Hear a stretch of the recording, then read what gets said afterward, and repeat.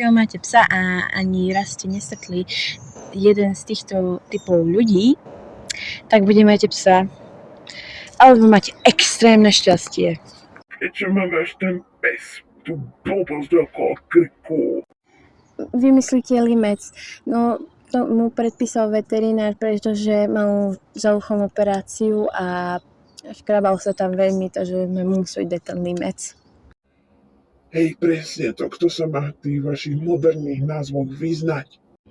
Mne sa zdá, že v tej vašej blbosti je mu dusno, idem pomôcť radšej. Nedávajte mu to dole, on vás pokúše. Ja, on ma pokúsal. To čo máte za nevychovaného psa? Tak ste si ho vychovali. To čo má znamenať? Pani, ja som vám to hovorila. Vy skazená moderná mládež, my sme si k našim rodičom a našim starým rodičom nikdy nič také nedovolili. Babizňa jedna. To čo je za psa? To prečo tá typka ide až tak ďaleko, ako keby môj pes mal besnotu? Prečo ten pes za nami beží? Ela, dozadu. Ježiš, pardon, môj pes je taký priateľský typ, nemusíte sa toho vôbec bať, on je úplne priateľský.